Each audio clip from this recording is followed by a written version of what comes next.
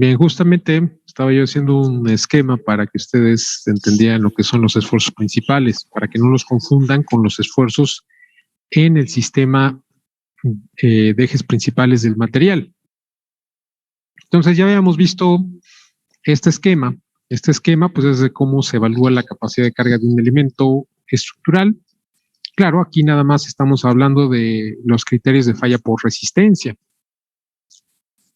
Pero obviamente pues hay otros fenómenos que son importantes de considerar en un elemento estructural, como puede ser la fatiga y el efecto que tienen los defectos, o sea, los defectos pueden ser el inicio de grietas, y esas grietas se pueden estar propagando en cada uno de los ciclos de carga. Entonces también es importante. Entonces es importante que entiendan que los criterios de falla que hay aquí, que ustedes van a aplicar en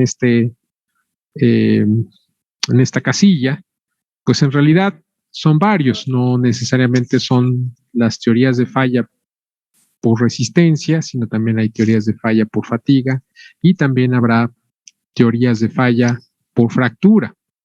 Entonces es importante que ustedes lo tengan en consideración. Entonces, en muchos de los casos lo que se requiere, es decir, estos criterios de falla lo que hacen es comparar el tensor de esfuerzos y las componentes del tensor de esfuerzos contra los parámetros de resistencia, pero para eso se obtienen los esfuerzos principales. Los esfuerzos principales les dan una idea de la intensidad de los esfuerzos a los que está sometido material en un punto dado. Entonces, para eso estaba yo haciendo este esquema que lo voy a completar ahorita.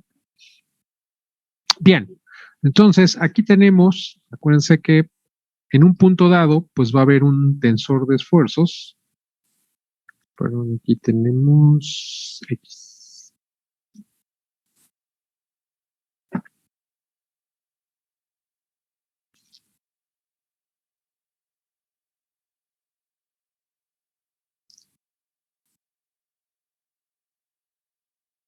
Bien, entonces vamos a suponer que aquí tenemos nuestro sistema, un sistema XY cualquiera.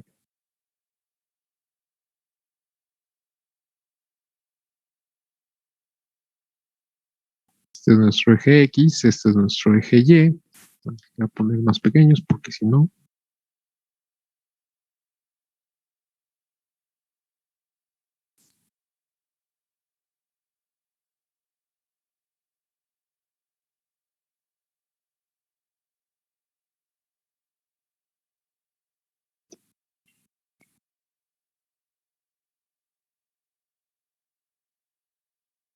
Y tienen otro sistema de ejes coordenados que le vamos a llamar 1, 2, 3.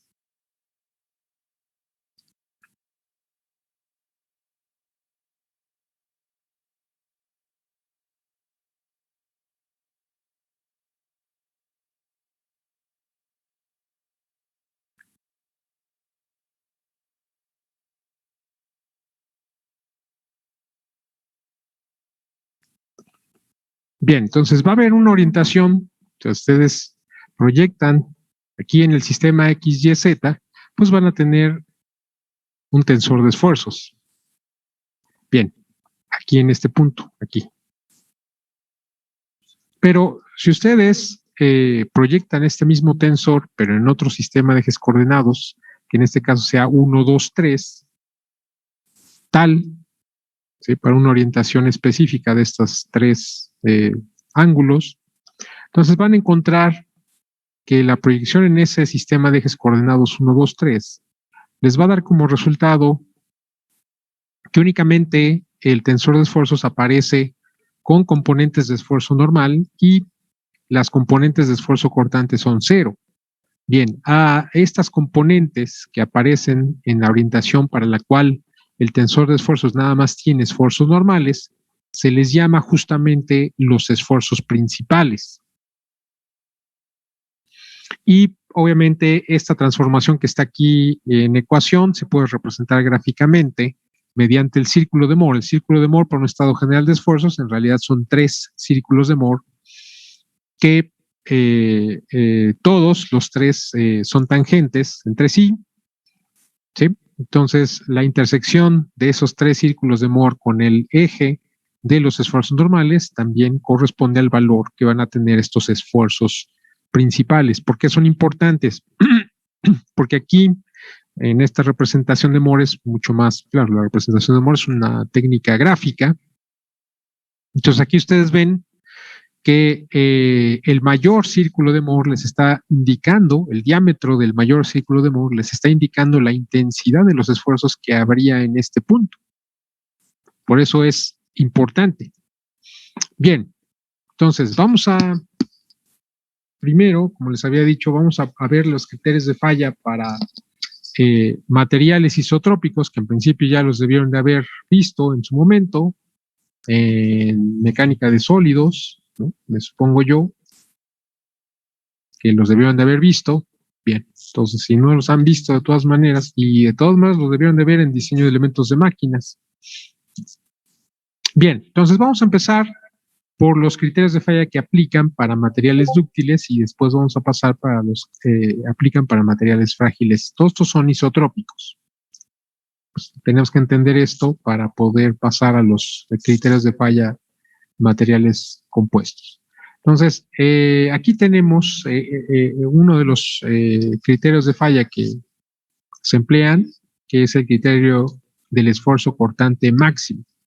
Este es un criterio de falla que aplica para materiales isotrópicos dúctiles. Entonces, ¿por qué fallan los materiales dúctiles? Ya vimos, porque ceden, es decir, porque hay deformación plástica. ¿Por qué se produce la deformación plástica? Porque hay deslizamiento en la red cristalina, por ejemplo, en el caso de los metales, y esa distorsión, ese deslizamiento en los planos cristalográficos de esa red cristalina, pues provoca finalmente una deformación plástica.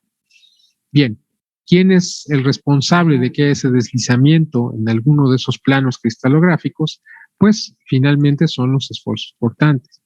Entonces, este criterio dice que el material dúctil va a fallar cuando la diferencia de los esfuerzos principales más grande y más pequeño, es decir, mayor y menor,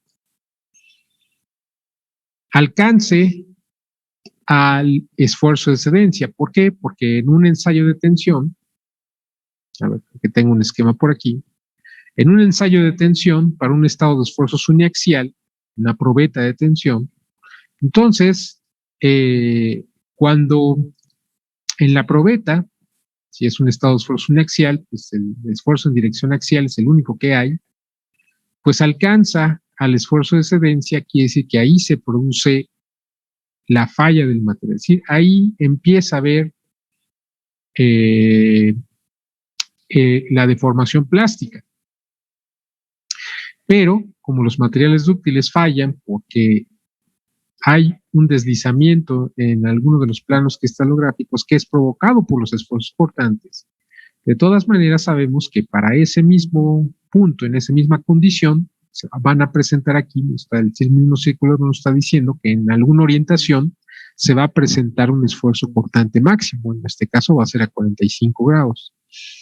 Y lo más probable, pues es que justamente al llegar, o el responsable de que haya esa deformación plástica, es el esfuerzo cortante que se va a presentar en alguno de esos planos. Entonces, aquí está diciendo que, claro, el material va a fallar cuando llega el esfuerzo de excedencia, pero finalmente es porque aparece un esfuerzo cortante que es el que produce la excedencia.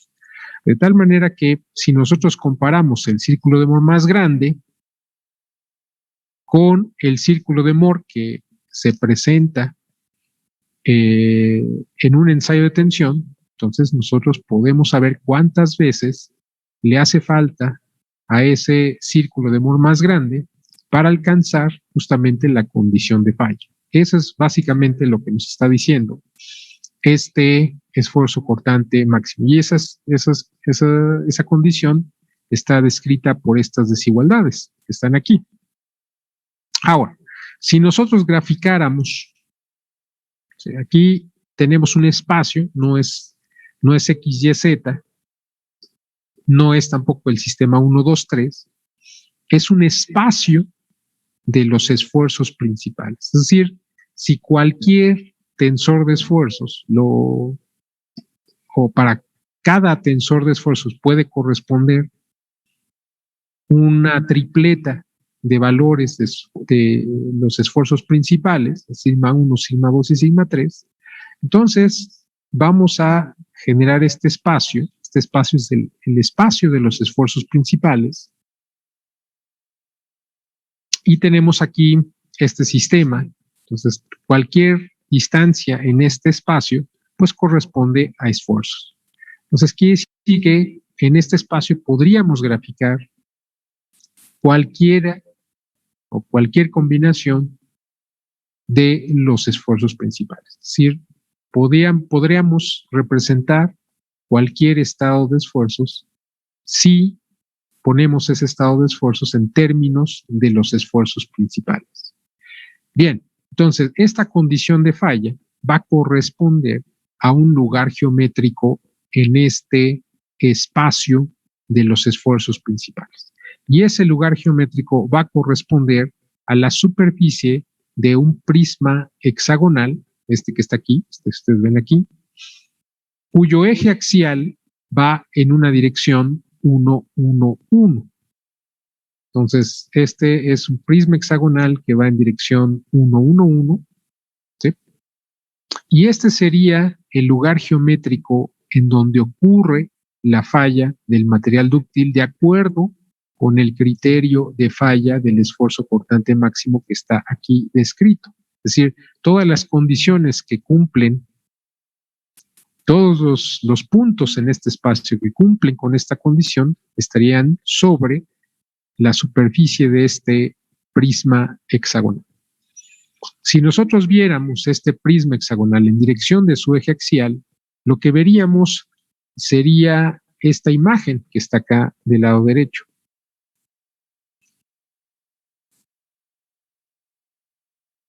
Este que está aquí. Bien, entonces, cualquier estado de esfuerzos lo podemos expresar en términos de sus esfuerzos principales, de tal manera que en este espacio, ese tensor de esfuerzos estaría representado por un vector que tendría componentes sigma 1, sigma 2 y sigma 3. Este estaría representando la posición de este punto. Entonces, quiere decir que este punto nos representa el estado de esfuerzo presente en ese punto del material, aquí. ¿Sí? Bien. Entonces, para poder comparar, tenemos que encontrar algún parámetro objetivo que nos diga qué tan lejos o qué tan cerca está la falla del material. Y para eso tenemos el concepto del factor de seguridad. ¿Qué es el factor de seguridad? Pues, factor de seguridad es el número de veces que hay que amplificar el tensor de esfuerzos para alcanzar la falla. Eso es lo que nos dice el factor de seguridad. Bien, eso traducido en términos geométricos en este espacio de los esfuerzos principales, quiere decir que este punto nos representa el estado de esfuerzos presente en un punto del material que estamos analizando, porque este punto pues estaría representado por el vector que tiene coordenadas sigma 1, sigma 2 y sigma 3. Bien, la magnitud de este vector sería A, esta que está aquí. Ahora, si ustedes trazan una línea recta que pase por el origen y que además pase por este punto y se prolongue hasta la envolvente de falla, ¿sí? Entonces ustedes pueden sacar esta distancia B. ¿Sí? Bien, de tal manera que el factor de seguridad pues sería la relación B sobre A. Porque si el factor de seguridad que es B sobre A, ustedes lo multiplican por este vector que les representa el estado de esfuerzos presente en un punto del material, pues entonces al multiplicarlos por el factor de seguridad, ese mismo vector ahora crecería y lo que estaría indicando sería este punto. Es decir, el punto que ya provoca la falla del material. Entonces, ¿qué es el factor de seguridad? Es el número de veces, es un factor de amplificación que indica el número de veces que hay que amplificar el tensor de esfuerzos presente en un punto del material para alcanzar la falla. ¿Sí? Ahora, en términos objetivos, ¿cómo se obtiene para este criterio el factor de seguridad? Pues es relacionando justamente la relación o la distancia B entre la distancia. ¿Qué es la distancia B? Pues el esfuerzo, es decir, el tamaño, el diámetro del círculo Moore que les provoca la falla dividido entre lo que les está indicando la intensidad de esfuerzos en ese punto, que sería la diferencia del esfuerzo principal más grande y más pequeño. Entonces, este criterio dice que el material va a fallar cuando la diferencia de los esfuerzos principales más grande y más pequeño alcance al valor, o sea, igual al esfuerzo de excedencia, o también cuando la magnitud de cualquiera de los esfuerzos principales alcance al esfuerzo de excedencia. Entonces, ustedes van a calcular estas dos ecuaciones, el factor de seguridad, y obviamente el que existe en realidad va a ser el más pequeño de estos dos. ¿Sí? ¿Se entiende? ¿Dudas? Bien, ahora, si estamos en una condición de esfuerzo plano, entonces lo que vamos a ver es una rebanada, es decir, pues en una condición de esfuerzo plano ya nada más va a haber dos esfuerzos principales. O sea, el tensor de esfuerzos se reduciría a tres componentes, sigma X, sigma Y, tau XY, por ejemplo, si estamos aplicando la condición de esfuerzo plano al plano XY, pero podríamos aplicarla al plano YZ o al XZ. De todas maneras, en cualquier caso, tensor de esfuerzos tendría dos componentes de esfuerzo normal y un esfuerzo cortante. Sin embargo, habría una orientación en ese mismo plano en el cual aparecerían solamente componentes de esfuerzo normal y la componente de esfuerzo cortante sería cero. Bien, entonces eso es equivalente a que tomáramos cualquiera de estos tres planos, es decir, el corresponde a sigma 1, sigma 2, o sigma 2, sigma 3, o sigma 3, sigma 1. Y entonces veríamos una rebanada de ese prisma hexagonal, en donde la superficie en el contorno, el perímetro de esa rebanada correspondería al lugar geométrico que produce la falla del material, o sea, a esta que está indicada aquí como la envolvente de falla. La definición de factor de seguridad se sigue aplicando, pues es la relación B sobre A, y se calcula exactamente de la misma manera. Sí, obviamente el factor de seguridad que les arroja este criterio de falla es igual a 1 o menor a 1, pues entonces quiere decir que la falla, o esa condición provoca la falla del material. Si el factor de seguridad es superior a 1, pues entonces ustedes están dentro del envolvente. Es decir, esa condición en principio no les produce una falla por resistencia. ¿Se entiende eso? ¿Dudas? Bueno, entonces vamos a ver otro de los criterios que es el más utilizado, de hecho, que es el criterio de von Mises o el que se denomina el criterio del esfuerzo cortante máximo octaédrico, que también se denomina como el criterio de la máxima energía de distorsión. Bien, aquí estamos justamente en el sistema de ejes 1, 2, 3, el que ya vimos, o sea, este que está en rojo. No es distancia, ¿sí? El sistema de ejes X, Y, Z es distancia. También el sistema de ejes coordenados 1, 2, 3 es distancia. Nada más que este sistema de ejes coordenados corresponde a la orientación en donde aparecen los esfuerzos principales, ¿sí? Bien, entonces aquí estamos en este sistema de ejes coordenados en donde aparecen los esfuerzos principales, pero no es el espacio de los esfuerzos principales que habíamos visto aquí, no es este. Este es un espacio en donde las distancias son en los ejes o la magnitud de los ejes indican distancia, pero estos ejes o están alineados con las direcciones en las que aparecen los esfuerzos principales. Y en este sistema de ejes coordenados, aquí podemos suponer que hay un octaedro. Un octaedro, es decir, son como dos pirámides invertidas. ¿Sí? Entonces, cada uno de estos planos forma un triángulo equilátero. ¿Sí? ¿Dudas hasta aquí? Bien, entonces, ¿qué dice este criterio de falla?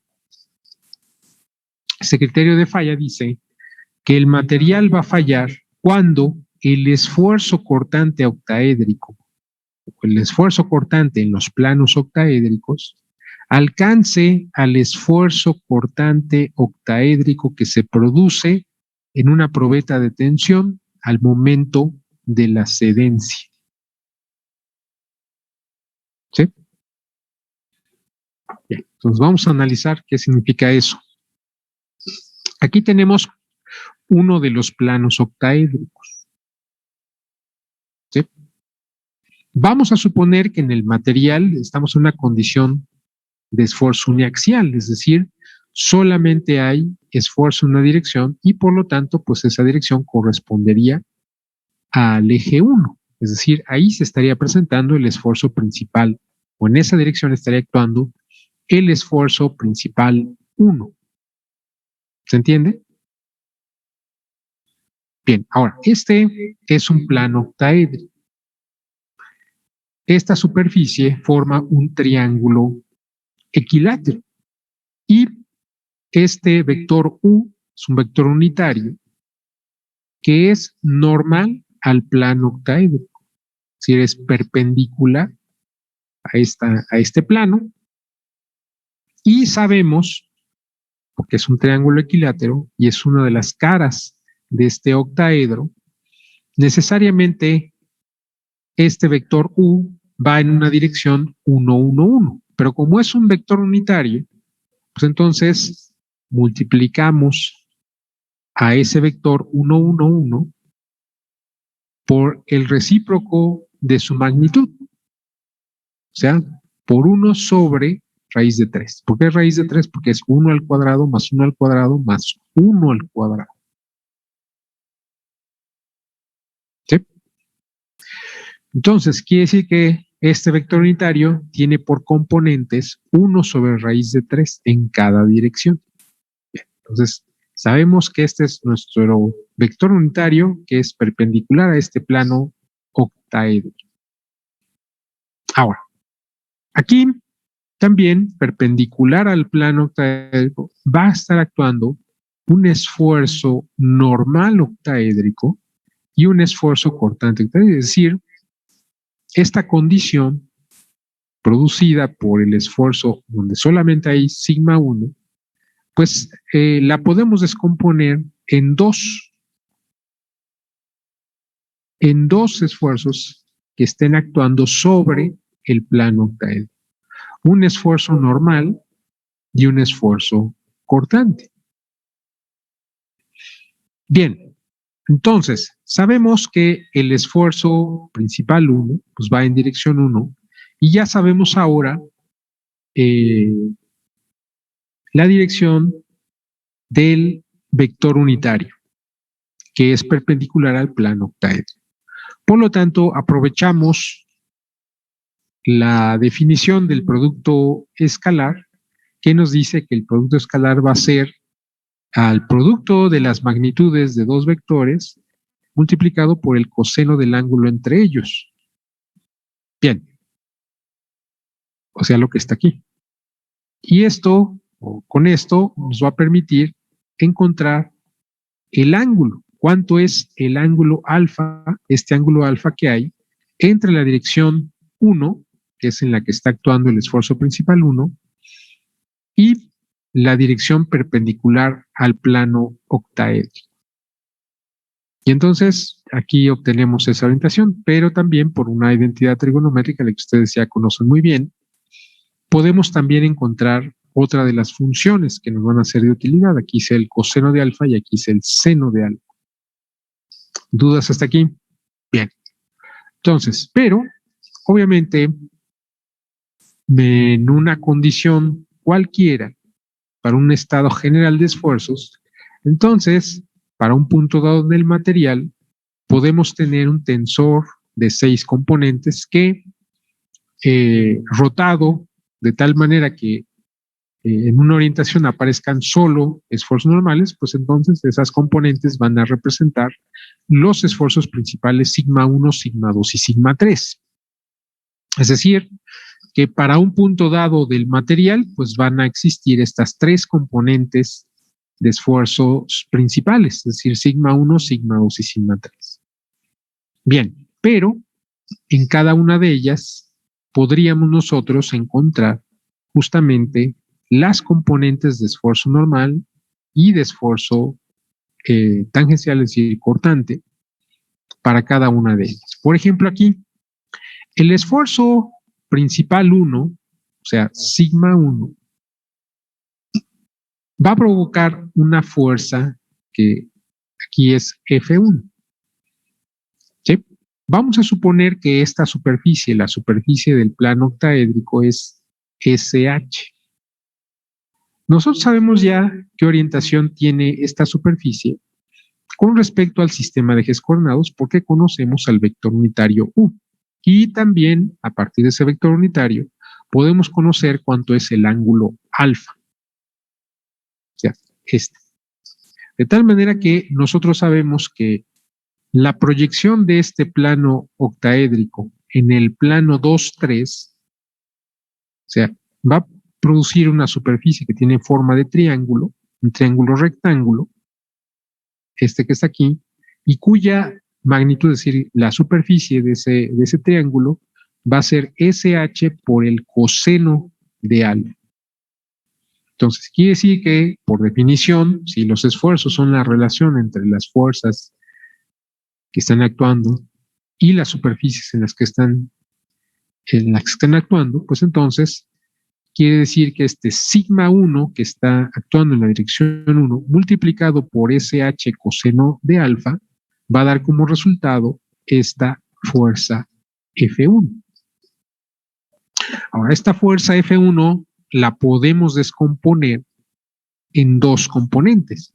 Una componente normal al plano octaédrico y otra componente tangencial al plano octaédrico.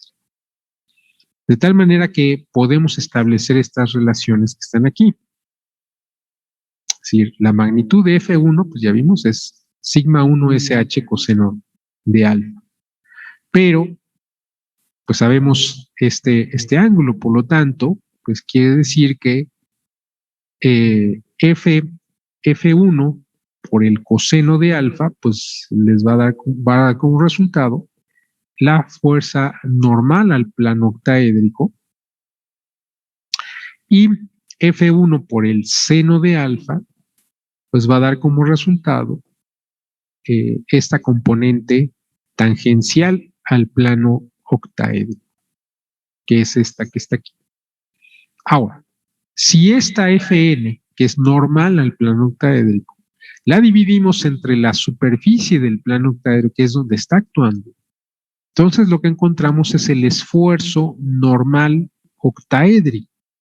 Es el esfuerzo normal que está actuando en el plano octaédrico, que sería este, y si nosotros dividimos esta componente tangencial entre el área de este plano octaédrico, lo que encontramos es el esfuerzo cortante octaédrico. Entonces, sustituimos estas ecuaciones aquí y lo que encontramos es esto que está aquí. Hacemos,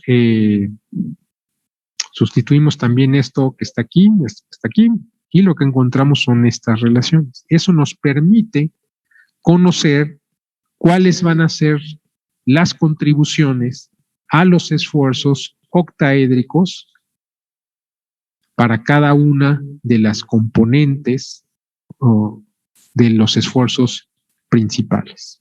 Bien, esto mismo podemos hacer para otras, o sea, cuando hay un sigma 2, cuando hay un sigma 3.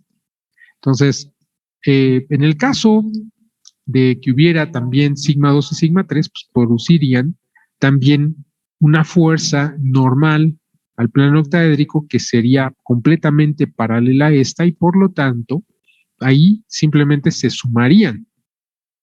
Pero en el caso del esfuerzo cortante pasaría esto. Si en uno de los planos octaédricos tendrían ustedes tres fuerzas que están sobre el mismo plano porque son fuerzas que son tangenciales al plano octaédrico, pero tendrían una dirección, esa dirección pues son 120 grados, o sería diferente 120 grados entre ellos, para cualquiera de los planos octaédricos.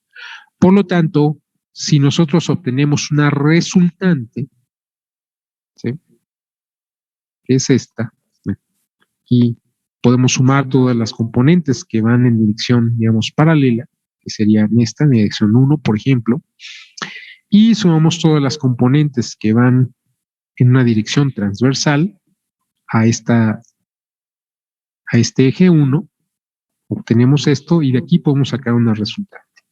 De tal manera que la resultante sería esto y ya sustituido,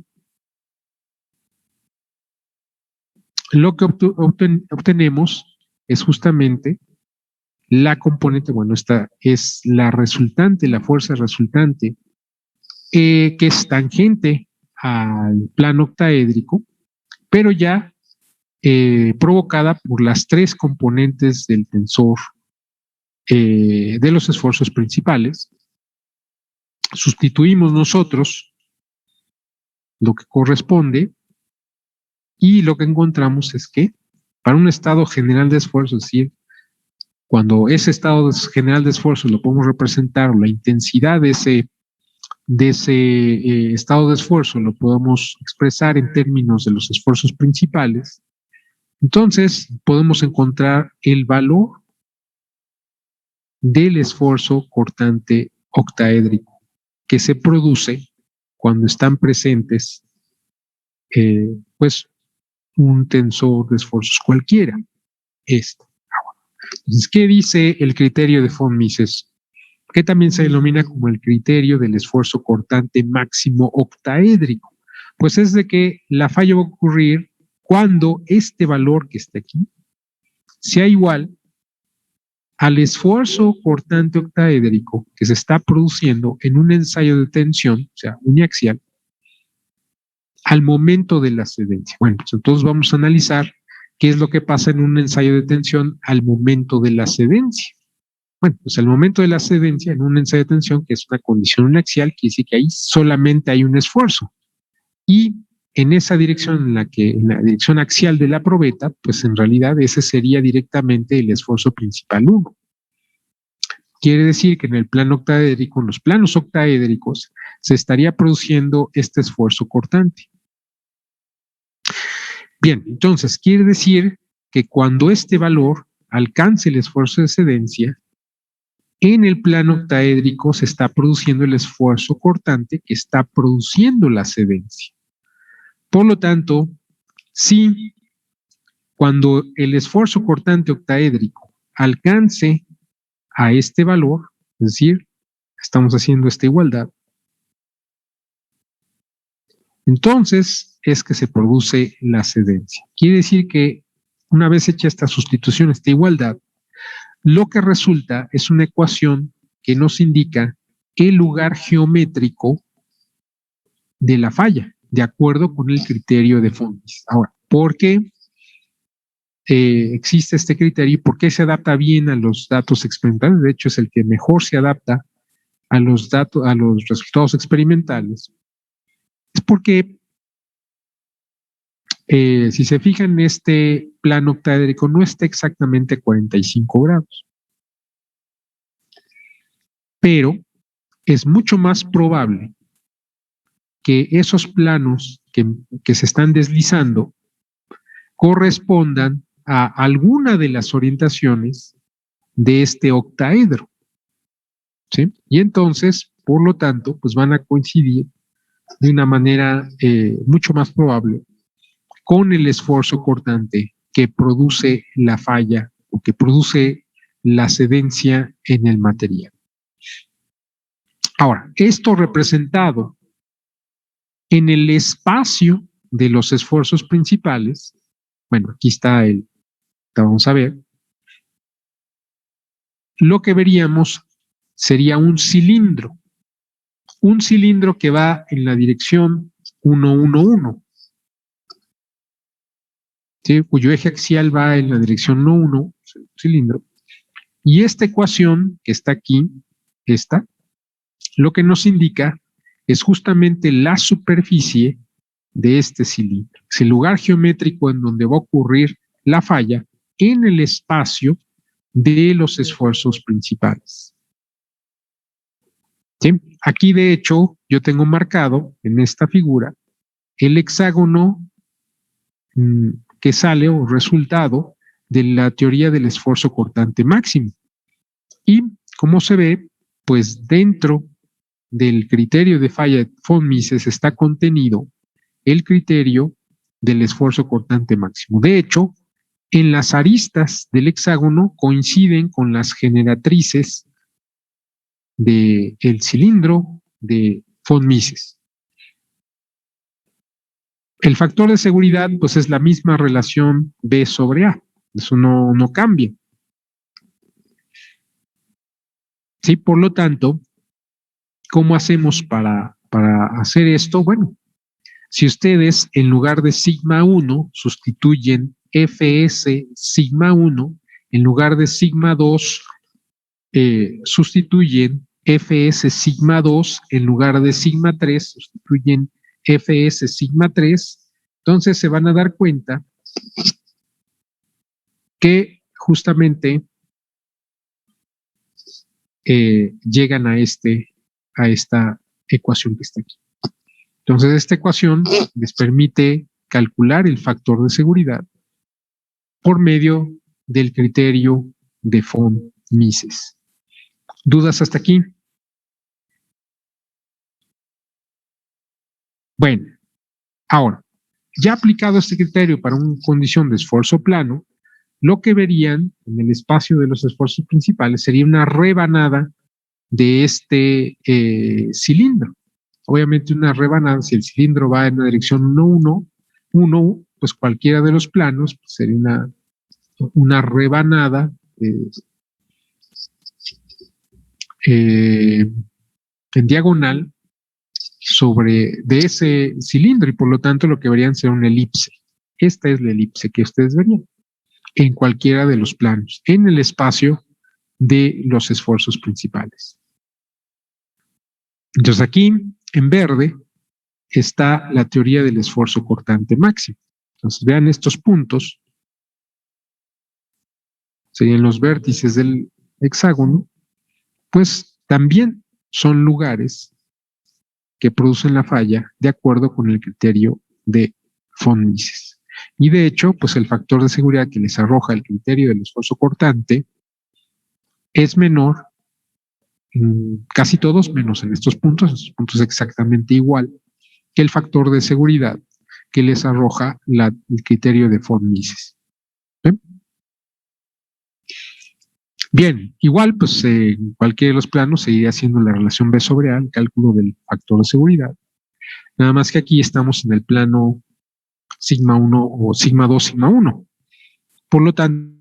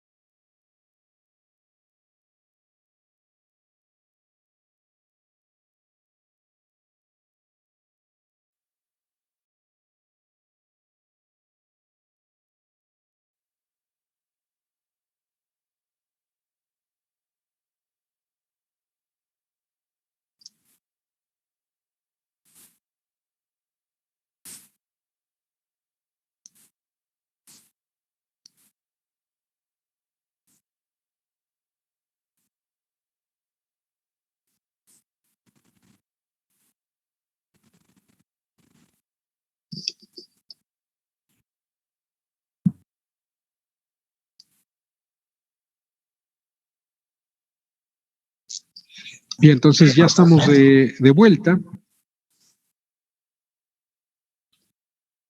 Entonces, pues esta ecuación y esta son exactamente la misma, nada más que aquí estamos limitándonos a uno de los planos. Bien, ¿dudas hasta aquí?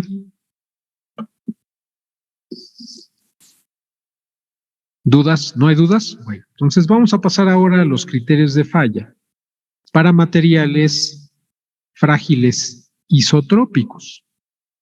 Bien, los materiales dúctiles, si se fijan, nada más tenemos un parámetro de resistencia, que es el esfuerzo de excedencia. Ahora, hay que hacer la aclaración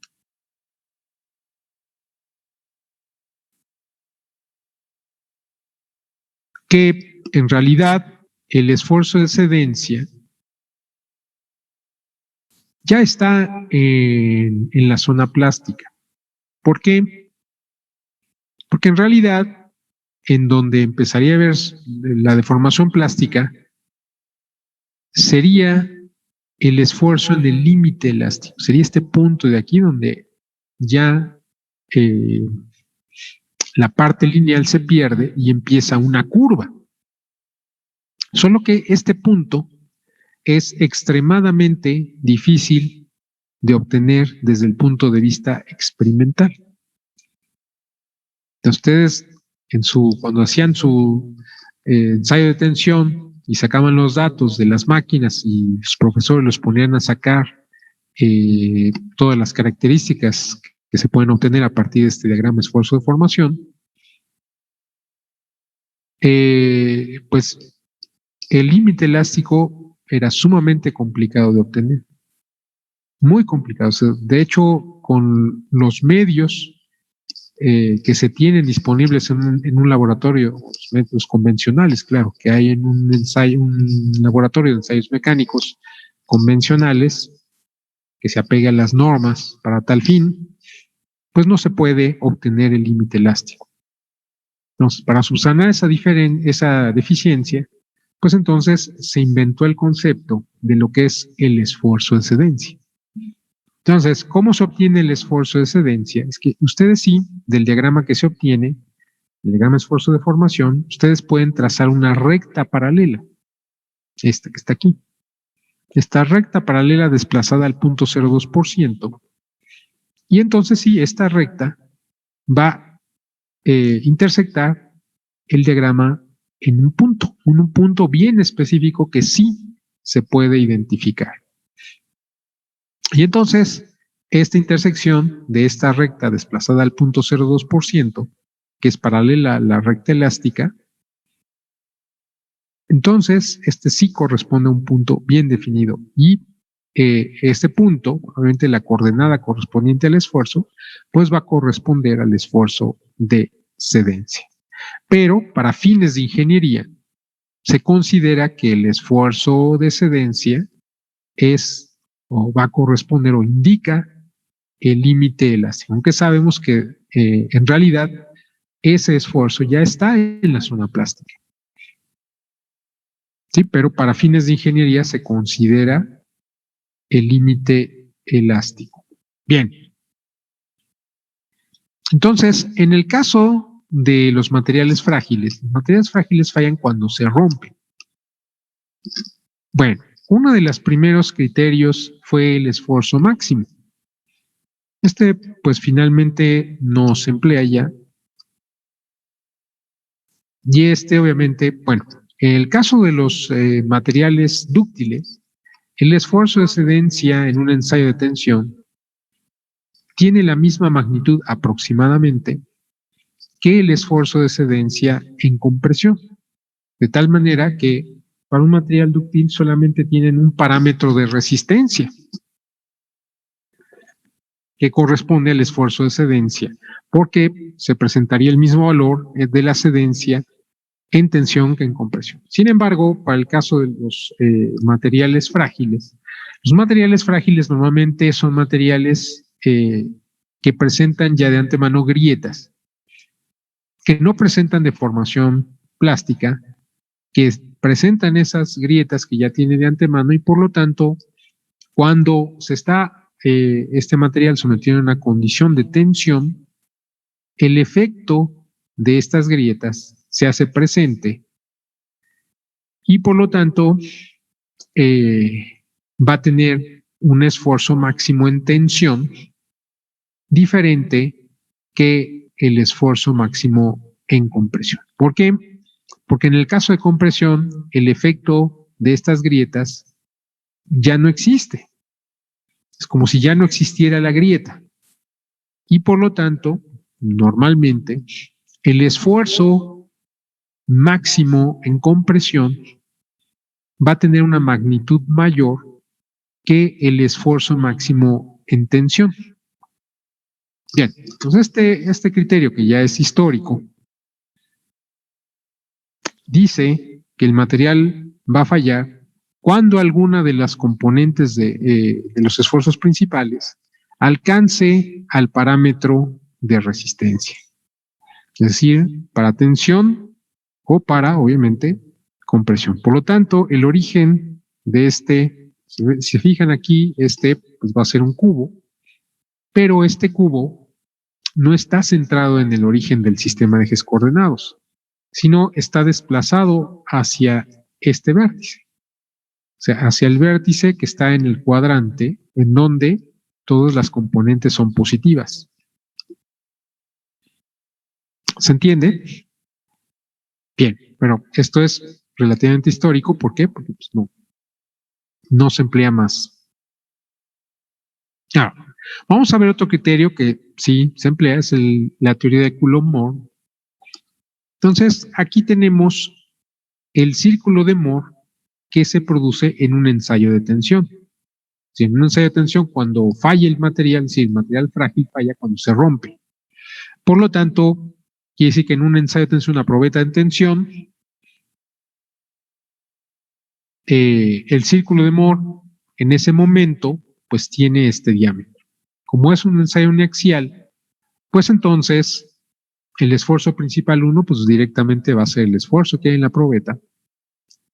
Y si estamos en la condición de ruptura, pues entonces ese va a corresponder al esfuerzo máximo en tensión. Y este otro círculo de Moore que está aquí corresponde a la condición de un ensayo uniaxial, pero ahora en compresión. Y aquí tenemos una probeta compresión en el momento en el que falla el material, es decir, el esfuerzo en el que falla el material. Entonces recordar que para un material frágil, isotrópico, el valor del esfuerzo máximo en compresión es diferente del valor absoluto del esfuerzo máximo en tensión. Normalmente el esfuerzo máximo en compresión es mayor que el esfuerzo máximo en tensión. De tal manera que si ustedes trazan unas tangentes a ambos círculos, el lugar geométrico de la falla para esta teoría, pues correspondería a este segmento del círculo de Moore en el ensayo de compresión hasta los puntos tangentes. Y por este lado, también hay otros puntos tangentes que están aquí. El círculo de Moore en tensión hasta estos puntos tangentes y entre una recta que une a estos puntos tangentes. Todo lo que esté dentro de este envolvente corresponde a una condición que no produce la falla del material. Bien, ¿dudas hasta aquí? ¿No hay dudas? Bueno, ahora, esto representado en un espacio de los esfuerzos principales les daría como resultado esto que está aquí. ¿Sí? Entonces, estos puntos ustedes lo pueden localizar. Este punto sería el esfuerzo máximo en tensión. Este punto que está aquí sería esfuerzo máximo en tensión como esfuerzo máximo en tensión. Este que está aquí sería 0, esfuerzo máximo en tensión. Este que está aquí sería menos el esfuerzo máximo en compresión, o más bien el esfuerzo máximo en compresión, porque pues, compresión es negativo, coma 0. Este sería el esfuerzo máximo en tensión, coma 0. Este punto que está aquí sería 0, el esfuerzo máximo en compresión. Este punto que está aquí sería esfuerzo máximo en compresión, como esfuerzo máximo en compresión. Y ustedes trazan líneas rectas entre esos puntos, y eso es la envolvente de falla. El factor de seguridad seguiría siendo la relación B sobre A. Ustedes tienen un punto que está determinado por un vector de posición que en este espacio de los esfuerzos principales, pues tendría componentes sigma 1, bueno, en el caso general, sigma 1, sigma 2 y sigma 3 serían los esfuerzos principales. Bien, y bueno, ustedes pueden calcular el factor de seguridad de esa manera. Pero se ha visto que en realidad no necesariamente este criterio, de Coulomb, se acerca a los datos experimentales. Entonces, por eso se hace la teoría de Coulomb modificada. Y entonces se observa que se extiende esta parte. Originalmente estaba aquí y este punto se extiende hasta acá. Bien. Estas líneas inclinadas o rectas que no coinciden con estas direcciones de los esfuerzos principales corresponden justamente a las fallas que están dominadas por el esfuerzo cortante. Las líneas rectas son aquellas fallas que están dominadas por el esfuerzo normal. Entonces, se ha visto que no para todas las combinaciones de esfuerzo, el esfuerzo cortante es el que domina, sino justamente cuando ese esfuerzo cortante es relativamente pequeño, pues no influye. Por eso esta parte se extiende hasta acá. Entonces, la nueva envolvente, por la teoría de Coulomb modificada, entonces, este punto que originalmente estaba aquí, ahora va a tener componentes o va a tener coordenadas menos sigma máximo en tensión, sigma máximo en tensión. Y por este lado también se extiende este punto hasta acá. Y va a tener coordenadas este punto sigma máximo en tensión, menos sigma máximo en tensión. Ustedes trazan líneas rectas entre esos puntos y lo que obtienen es la envolvente de falla por la teoría de Coulomb modificada. El factor de seguridad, de todas maneras, es la relación B sobre A. Es decir, ustedes identifican el punto que representa el estado de esfuerzo presente por un vector que tiene coordenadas sigma 1, sigma 2 y sigma 3. Ustedes, parten del origen, saben esta A porque es la magnitud de ese vector. Ustedes prolongan esa línea recta que pasa por este punto hasta la envolvente de falla. Sacan este punto, pues sacan la magnitud entre estos dos puntos, que sería B, y sacan la relación B sobre A. Y eso les va a dar el factor de seguridad por la teoría de Coulomb modificada. ¿Dudas hasta aquí? ¿No hay dudas? ¿No? Bueno, entonces ahora sí vamos a pasar a los criterios de falla para materiales compuestos. Recordar que el material compuesto es un material ortotrópico.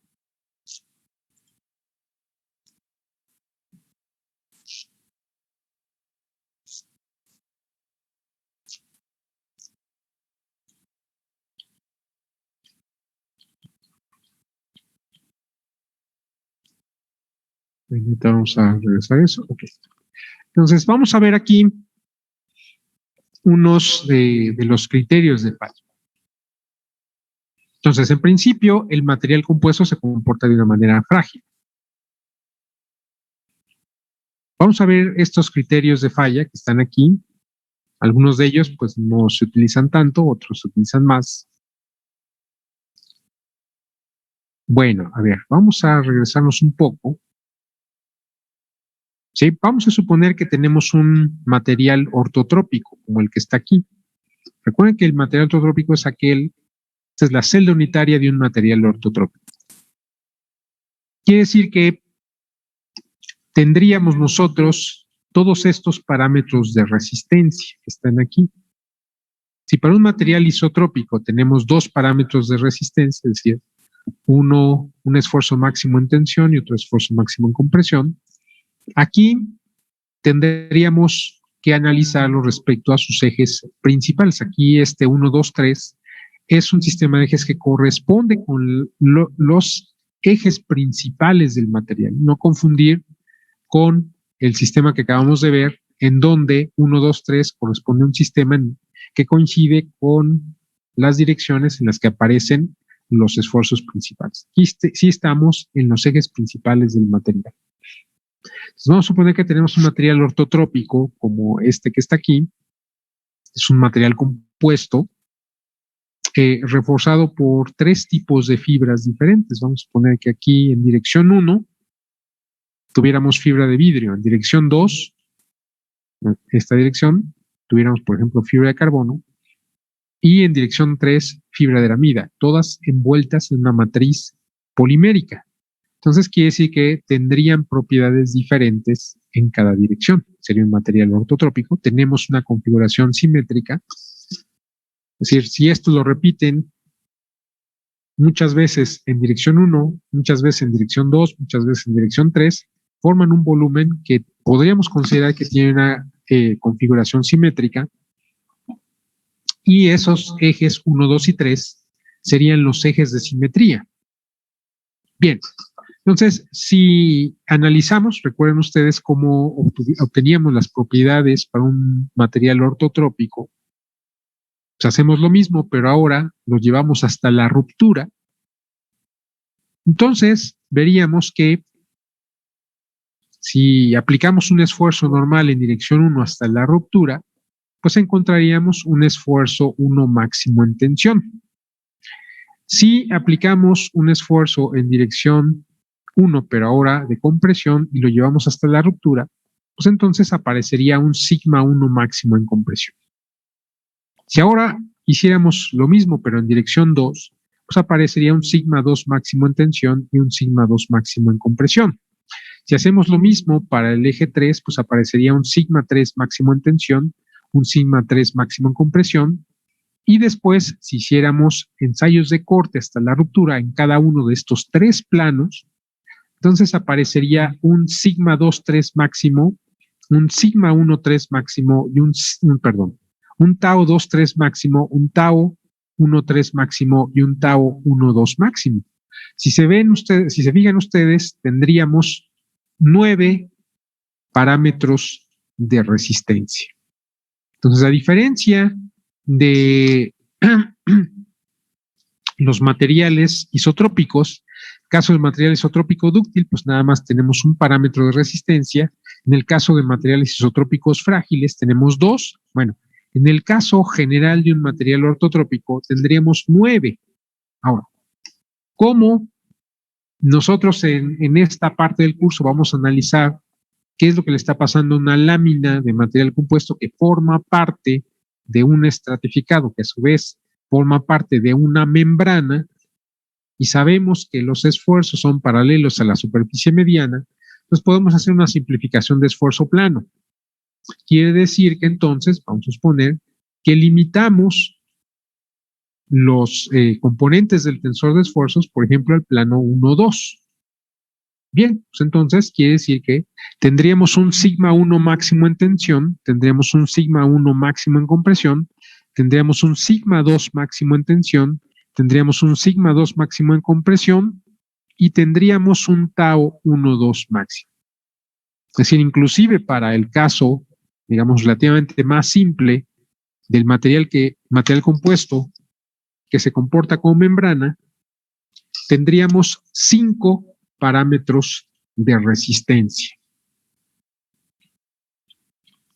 que serían estos. Ya para nuestro caso, recuerden ustedes que tenemos fibras unidireccionales envueltas, tenemos nuestro sistema de ejes principales ya para ese caso, que es sigma L, sigma T, etc. Entonces, quiere decir que estos 5 parámetros de resistencia serían un sigma L máximo en tensión, un sigma L máximo en compresión, un sigma T máximo en tensión, un sigma T máximo en compresión y un esfuerzo cortante tau L. ¿Se entiende? ¿Dudas hasta aquí?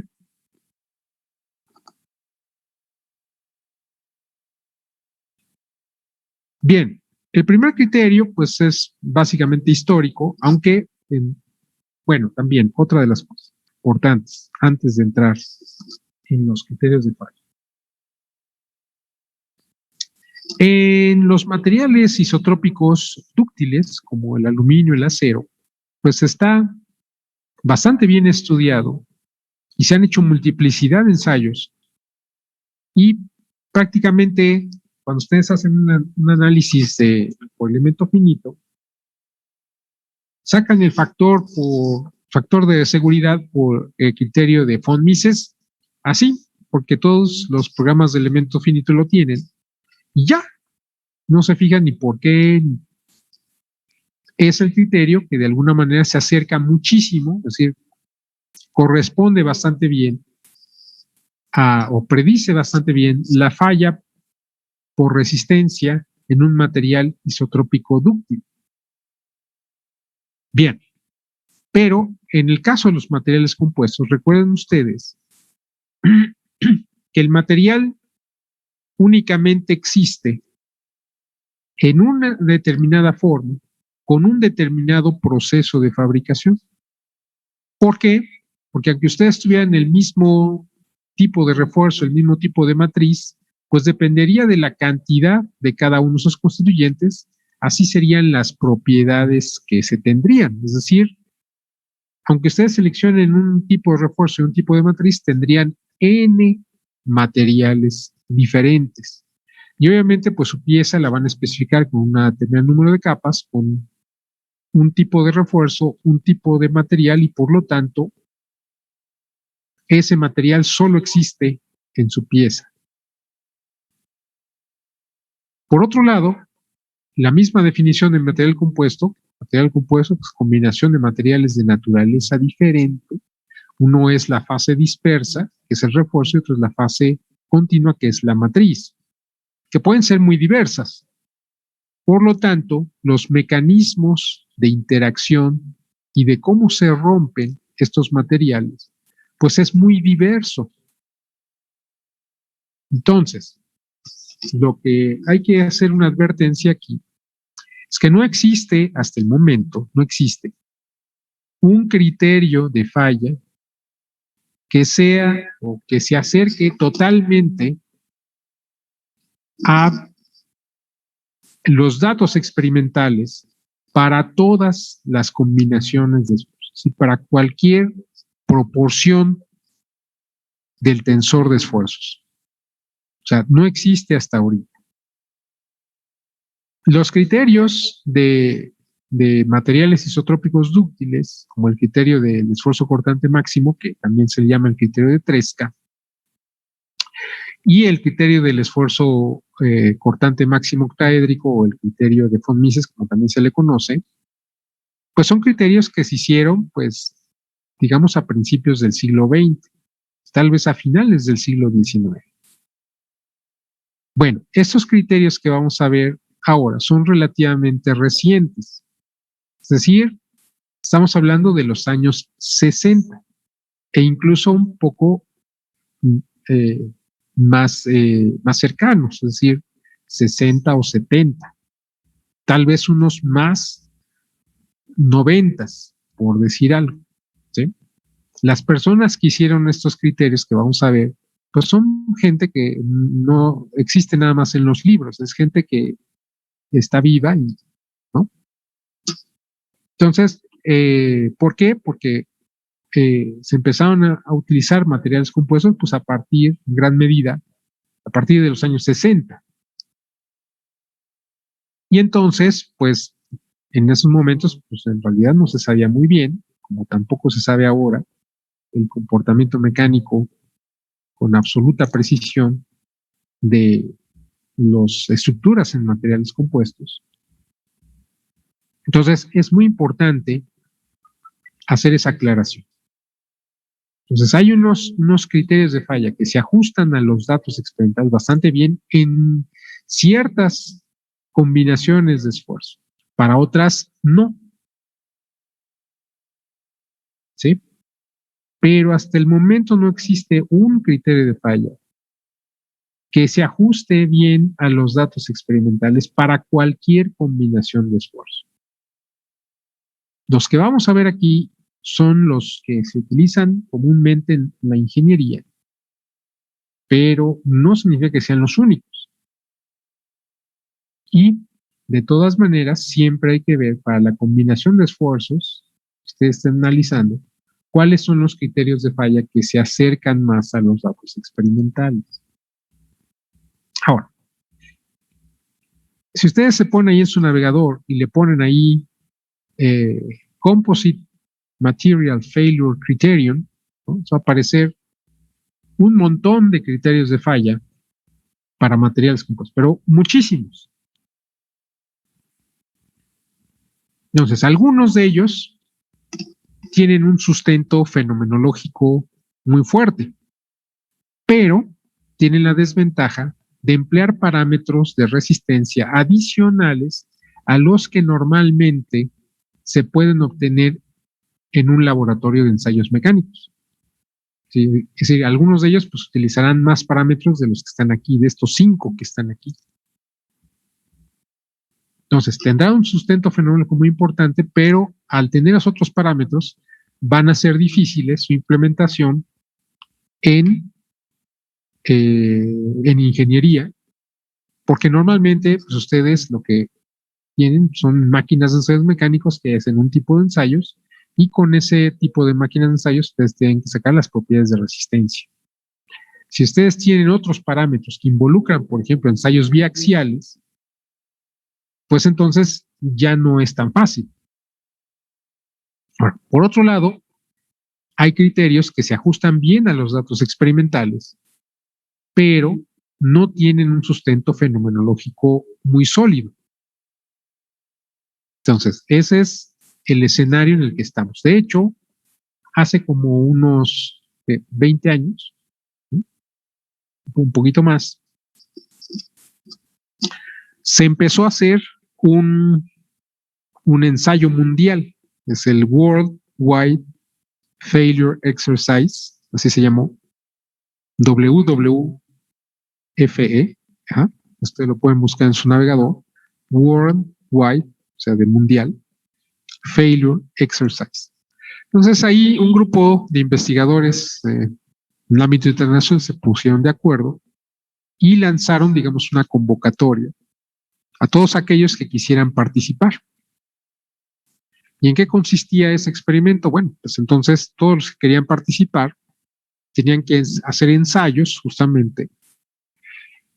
Ellos especificaron qué características tenían que tener esos ensayos. Tenían que evaluar diversos criterios de falla y enviar los resultados de determinada forma. Ellos se tardaron, pues, obviamente, varios años en procesar todos esos resultados, porque de hecho el ensayo duró como 10 o 15 años. Estamos hablando de los 90.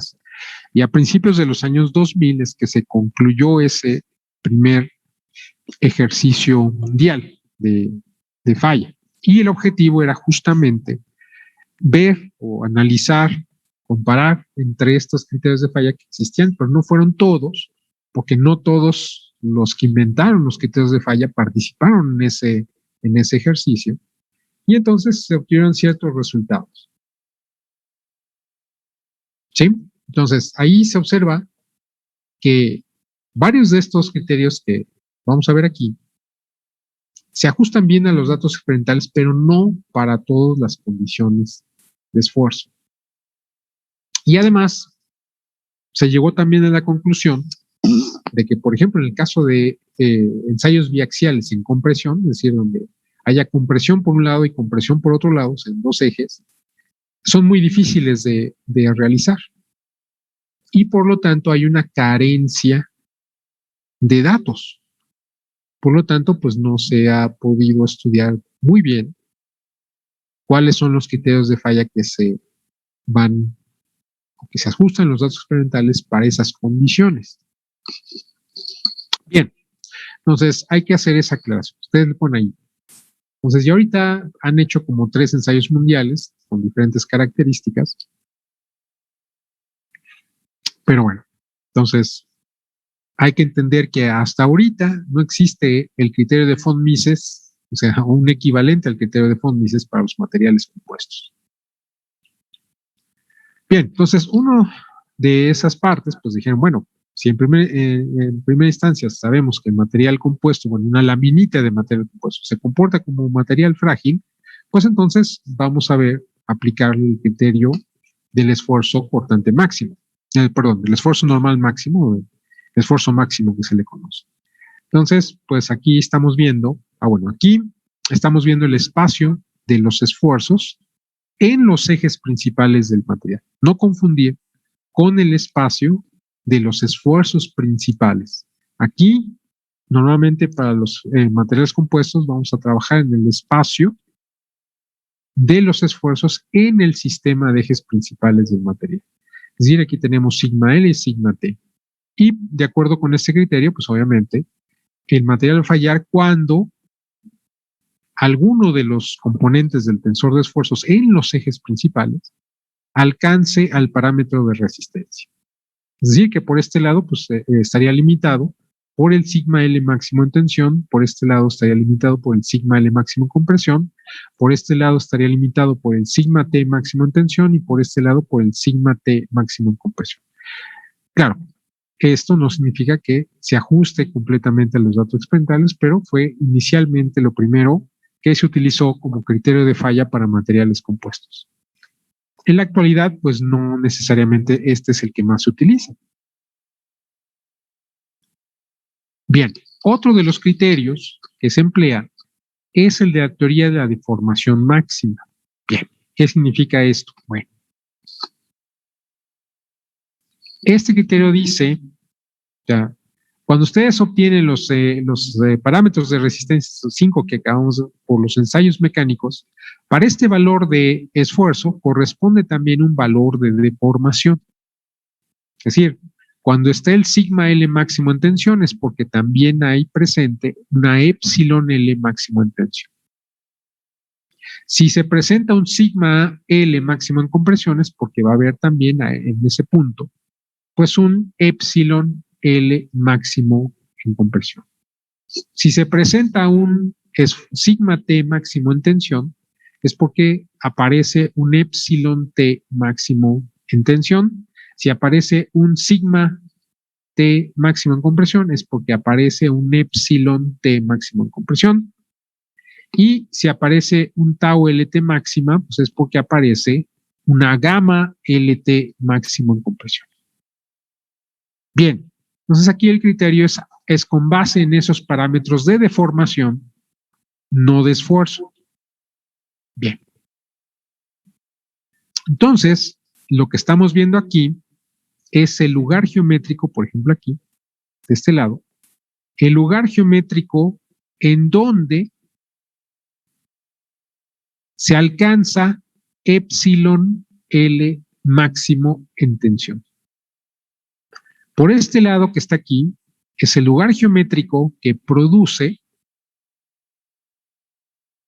que alcanza todo el conjunto de estados de esfuerzos que producen un epsilon L máximo en compresión.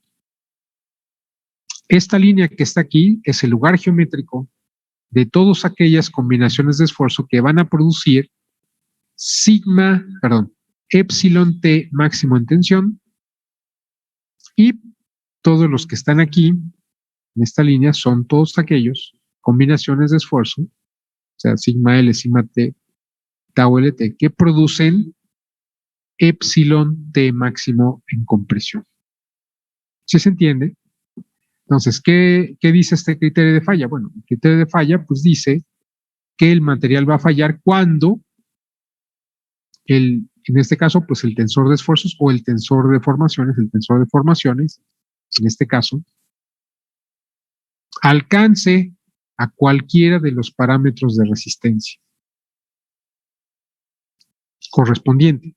Es decir, epsilon L, pues alcance a epsilon L máximo, ya sea en tensión o compresión, cuando epsilon T, pues alcance a epsilon T máximo en tensión o epsilon T máximo en compresión, o cuando gamma LT alcance a gamma L máximo en tensión. Claro, obviamente eso corresponde también a un tensor de esfuerzos. Entonces, en este sentido, por eso está esta envolvente ya está expresada, consideran sus criterios, pero vista desde el punto de vista de los esfuerzos. Entonces, cualquier combinación de esfuerzos que produce la falla está sobre estas líneas rojas que están aquí. ¿Sí se entiende? ¿Dudas? ¿No hay dudas? Bueno. Ahora, otro de los criterios que sí se emplea bastante en ingeniería es el criterio de Tsai-Hill. Bueno, vamos a ver quién es. Bueno, este señor Tsai, Stephen W. Tsai, es un profesor de la Universidad de Stanford. Él trabajó por muchos años en el laboratorio de la Fuerza Aérea de los Estados Unidos, en la base aérea de Wright-Patterson. Y ahí desarrolló justamente esta teoría. Bueno, anteriormente ya había habido la teoría de Hill. Este señor Hill se puso a analizar la anisotropía en láminas metálicas, es decir, a pesar de que nosotros consideramos que el aluminio o el acero son materiales isotrópicos, en realidad no lo son exactamente isotrópicos. Entonces, tuvieran una lámina, esa lámina se produce por un rolado. Si ustedes extrajeran una probeta en dirección del rolado y otra probeta en dirección transversal del rolado, se darían cuenta que las propiedades mecánicas van a diferir entre ellos, las propiedades en tensión en dirección del rolado, que las propiedades, por ejemplo, en tensión en dirección transversal al rolado. Claro, esa diferencia pues es realmente pequeña en comparación con la diferencia que puede haber en un material compuesto, pero de todas maneras existe. Entonces, este señor Hill hizo un criterio de falla que consideraba la anisotropía de los metales, por ejemplo, del acero, ¿no? En dirección del rolado y en dirección transversal del rolado. Y entonces este señor Stephen W. Tsai dijo, bueno, ¿qué tal si aplicamos o adaptamos esta teoría para materiales compuestos? Y entonces desarrolló justamente esta que ahorita se le conoce como el criterio de Tsai-Hill. Bien, entonces esta ecuación que ustedes ven aquí es la ecuación que les dice la envolvente de falla. El lugar geométrico en el espacio de los esfuerzos en el sistema de ejes principales que les produce la falla del material. En realidad, estas son 4 elipses. O sea, cada uno, si ustedes graficáramos completamente en el espacio de los esfuerzos en los ejes principales del material, nos daríamos cuenta que son 4 elipses. Cada una va a corresponder a uno de los cuadrantes. ¿Cómo es eso? Bien. Sigma L, sigma T y tau T pues son las componentes del tensor de esfuerzos que ustedes tendrían. Bien, si sigma L es positivo, o sea, es de tensión, entonces ustedes aquí en el denominador utilizarían sigma L máximo en tensión. Si el sigma L es negativo, o sea, es de compresión, entonces utilizarían aquí como parámetro de resistencia sigma L máximo en compresión. Si sigma T es positivo, o sea, de tensión, entonces ustedes en el